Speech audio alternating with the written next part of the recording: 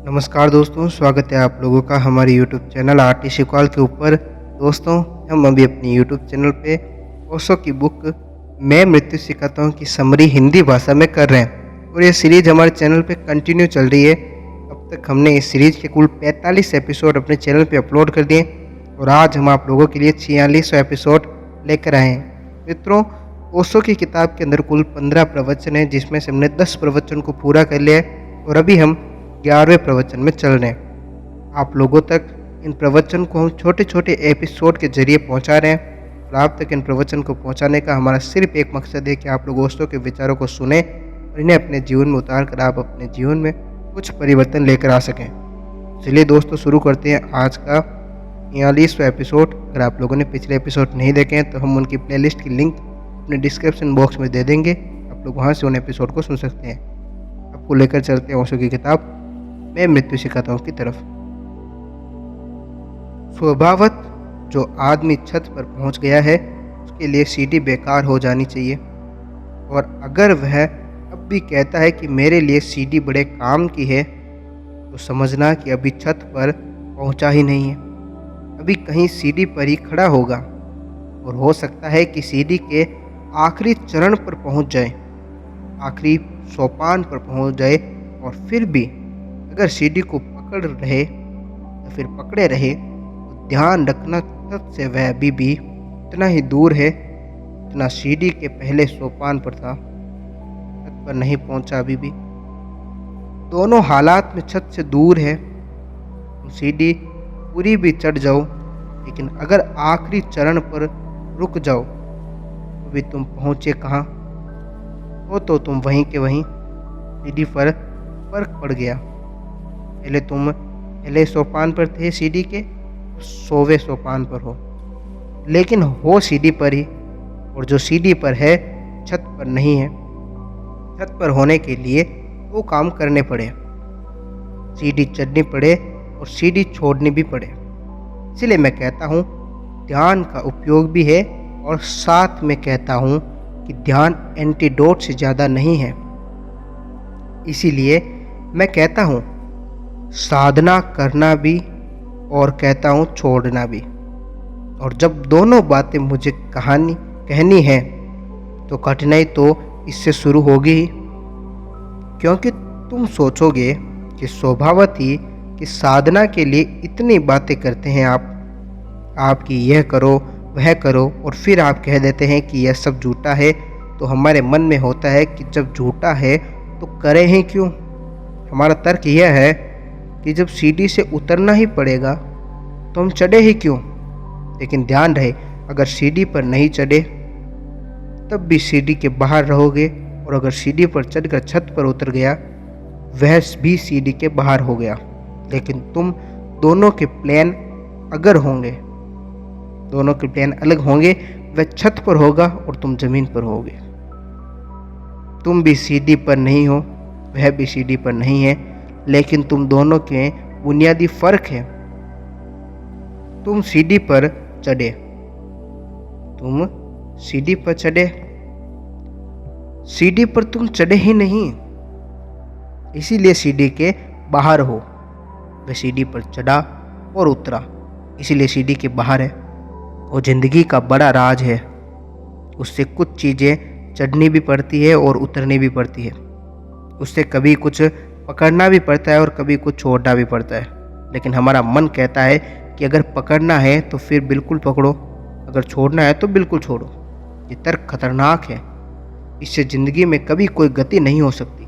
तो चूंकि दोनों ही बातें मेरे ख्याल में हैं और मैं देख रहा हूँ कि ऐसी कठिनाई हो गई है कि कुछ लोगों ने धन को पकड़ा है, कुछ लोगों ने धर्म को पकड़ा है, कुछ लोगों ने संसार को पकड़ा है, किन्हीं ने मोक्ष को पकड़ा है, लेकिन पकड़ नहीं छूटती है। और मुक्त वही है जिसकी कोई पकड़ नहीं है। तो सत्य को वही जानेगा जिसकी कोई क्लिंगिंग, कोई अटकाव, कोई रुकाव, जिसकी कोई आग्रह नहीं है। सत्य को वही जानेगा जिसकी कोई शर्त नहीं है, जिसकी कोई कंडीशन नहीं है। अगर तुम्हारी इतनी भी शर्त है कि मैं मंदिर में रहूँगा, मैं दुकान पर न जाऊँगा, तो तुम सत्य को न जान सकोगे। तुम उसी सत्य को जान सकोगे जो मंदिर के झूठ के साथ पैदा होता है। अगर तुम्हारी इतनी भी शर्त है कि मैं इस भांति ही जीऊँगा, सन्यासी की तरह ही जीऊँगा। अगर वह भी तुम्हारी शर्त है तो तुम सत्य को न जान पाओगे। तुम सीढ़ी तो चढ़े, लेकिन आखिरी सोपान पर खड़े होकर तुमने सीढ़ी पकड़ ली है। कई दफ़े मन में होता भी हो कि जिस सीढ़ी ने इतनी दूर तक चढ़ाया है उसे एकदम छोड़ कैसे दें। उसे पकड़ लेने का मन होता है। आमतौर से तभी तरफ ये होता है। एक आदमी धन कमाना शुरू करता है। वह धन कमाता है इसीलिए कि आराम से जिएगा। फिर वर्षों लग जाते हैं धन कमाने में, और धन कमाने में सब आराम खोना पड़ता है, नहीं तो कमाएगा कैसे। सोचा था कि धन कमाएंगे, आराम से जिएंगे। लक्ष्य था आराम से जिएंगे, और आराम से जीना हो तो बिना धन के तो जी नहीं सकते हैं। तो धन कमाने में लग जाता है। अब लगा था धन कमाने में, और धन कमाना हो तो आराम तो नहीं किया जा सकता, आराम छोड़ना पड़ेगा, तब धन कमाया जा सकता है। तो वर्षों तक वह आदमी, समझ लो 20-25 वर्ष तक, वह सब आराम छोड़कर धन कमा लेता है। वह धन तो कमा लेता है, लेकिन आराम करने की आदत उसकी छूट गई, न आराम करने की आदत पड़ गई। अब बड़ी मुश्किल हो गई। 25 साल का अभ्यास हो गया है। अब उसको आप कहो घर बैठो, तो वह कहता है घर बैठे? घर कैसे बैठे? उसके चपरासी पहुंचते हैं दफ्तर में 9 बजे, वह 8 बजे पहुंच जाता है। तो उसके क्लर्क भाग जाते हैं 5 बजे, वह 7 बजे लौटता है। अब वह यह भूल ही गया है कि जो सीढ़ी एक दिन चढ़ने के लिए पकड़ी थी वह उतरने के लिए ही पकड़ी थी। किसी तल पर जाकर आराम करने उतर जाना था। किसी जगह जाकर धन हो जाए, जहाँ धन हो जाए वहाँ फिर चुपचाप खिसक जाना था, क्योंकि वह चाहता यही था कि धन से आराम कर सके। अब बड़ी मुश्किल हो गई। धन कमाने में आराम खो गया। आराम खोने में न आराम की आदत बन गई। अब न आराम की आदत पकड़ गई उसे। अब वह सोचता है कि आराम को कैसे कर सकता हूँ। अब वह धन कमाए जाता है। अब वह सीढ़ी पर ही चढ़े जाता है। अब वह सीढ़ी से उतरता ही नहीं है। अब उसकी छत कभी आती ही नहीं है। वह चढ़ता ही जाता है, सीढ़ी पर सीढ़ी बना ही चला जाता है।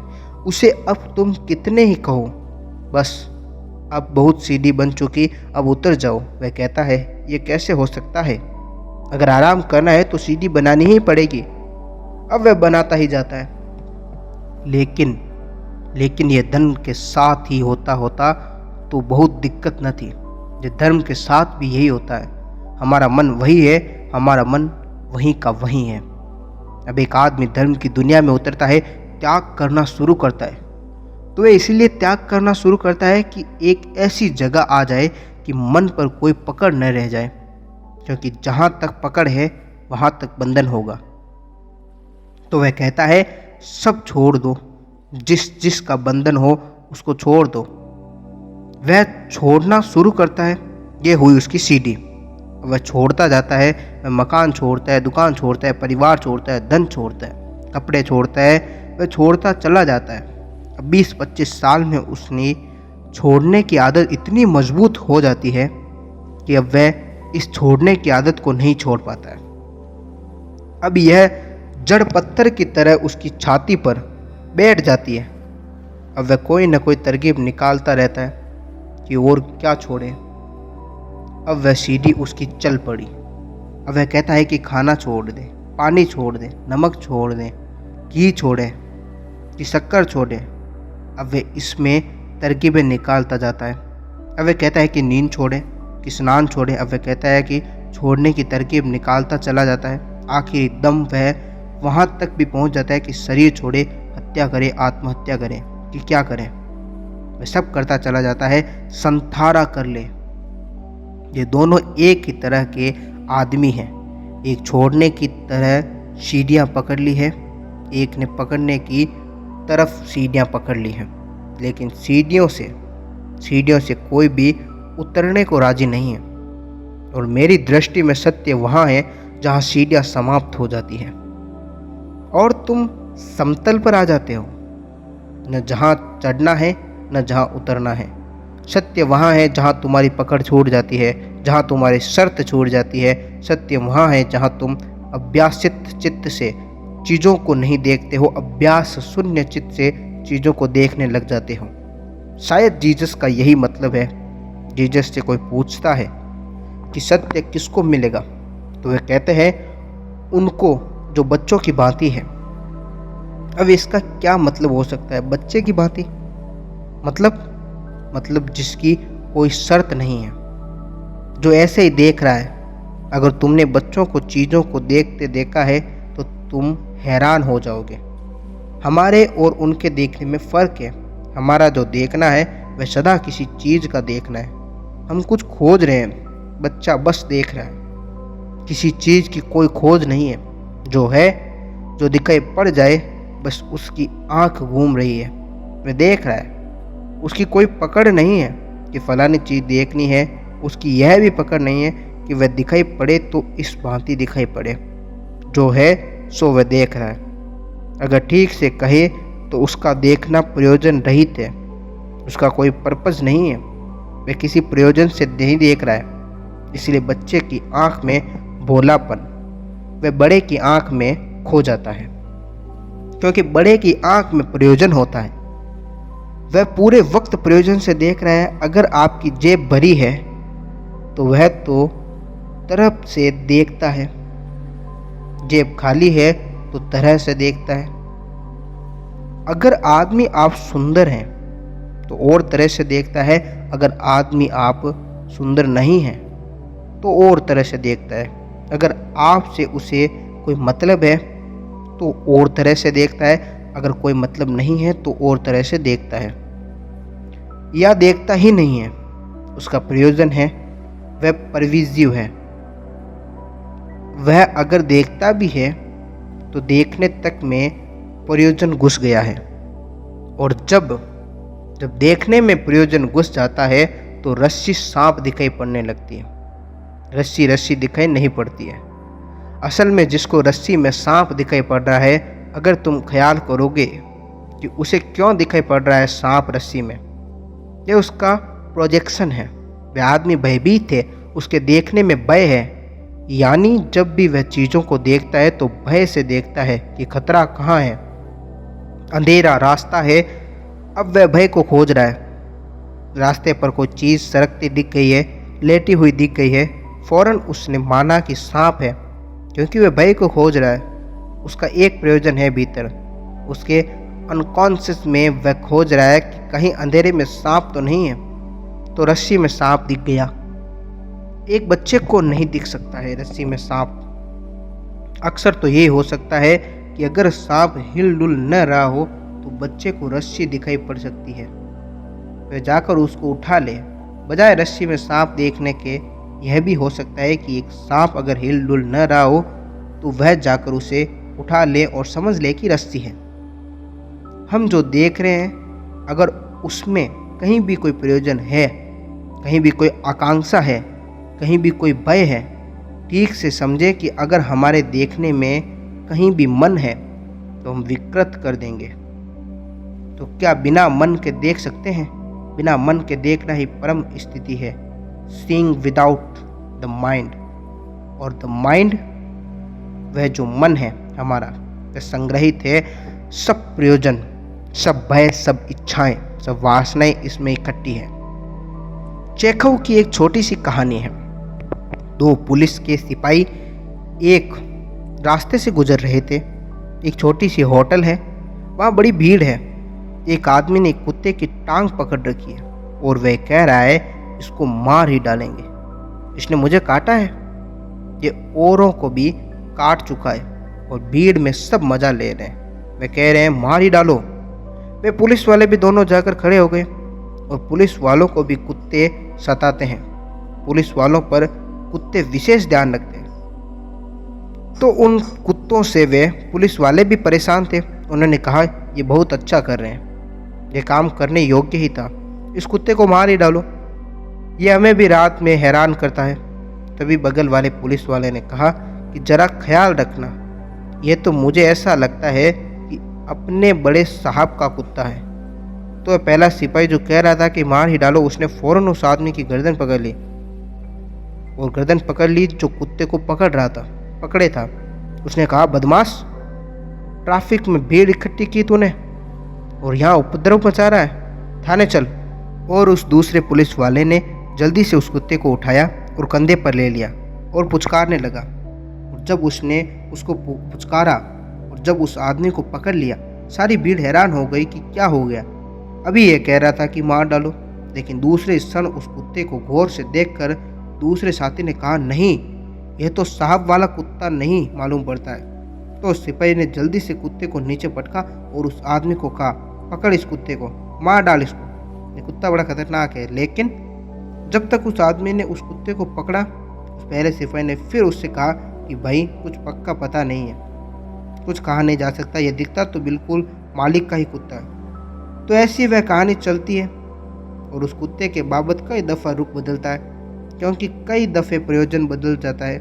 कुत्ता वही है, आदमी वही है, सिपाही वही है, सब वही है, चीज़ें जैसी है बिल्कुल वैसी ही है, लेकिन कहानी 2-4 दफ़े रुख बदल लेती है, क्योंकि हर बार प्रयोजन बदल जाता है। कभी वह मालिक का कुत्ता हो जाता है, कभी नहीं रह जाता है। जब वह नहीं रह जाता है तो व्यवहार एकदम बदलना पड़ता है। जब वह मालिक का हो जाता है तब उसको एकदम पुचकारना पड़ता है और व्यवहार बदलना पड़ता है। हम सब ऐसे ही जी रहे हैं, मन है तो हम ऐसे ही जिएंगे। तो जो मैं कह रहा हूँ कि साधना है क्या? साधना है इस मन से छुटकारा, लेकिन जब छुटकारा हो जाए तो फिर साधना का क्या करोगे? इसी मन के साथ उसको भी दफना देना पड़ेगा।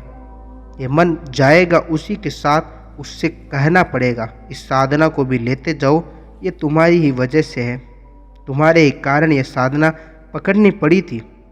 अब तुम्हें जा रहे हो तो कृपा करके इसको भी ले जाओ। और जब कोई आदमी मन और साधना दोनों से मुक्त हो जाता है, बीमारी और औषधि दोनों से, ध्यान रहे, अगर सिर्फ बीमारी से मुक्त होता है और औषधि जारी रहती है तब अभी मुक्ति नहीं है, अभी उसकी मुक्ति मत समझना। और कई दफ़े बीमारी उतनी खतरनाक सिद्ध नहीं होती है जितनी औषधि का पकड़ जाना खतरनाक सिद्ध हो जाता है। क्योंकि बीमारी दुखद है, उसे छोड़ना आसान पड़ता है। औषधि सुखद है, उसे छोड़ने का मन ही नहीं होता है। पर औषधि क्या कुछ बड़ी वांछनीय चीज़ है बीमारी के लिए? स्वस्थ के लिए औषधि का कोई अर्थ नहीं है, स्वस्थ के लिए कोई भी अर्थ नहीं होता है। क्योंकि तुमने बीमार होने की जिद की है, इसलिए औषधि भी लेने की मजबूरी झेलनी पड़ती है। लेकिन अगर बीमार होने की जिद नहीं करते तो औषधि बेईमानी है। और बीमारी और औषधि दोनों एक ही तल की चीज़ें हैं, दोनों में भेद नहीं है, हो भी नहीं सकता, नहीं तो काम नहीं करेगी। जिस तल पर बीमारी जीती है उसी तल पर औषधि भी जीती है। जो कीटाणु बीमारी के होते हैं उनके विपरीत कीटाणु औषधि में होते हैं। जो तल बीमारी का होता है वही तल औषधि का भी होता है। औषधि और बीमारी एक दूसरे की तरफ पीठ किए खड़ी होती है, यह सच है, लेकिन उनका तल एक ही होता है।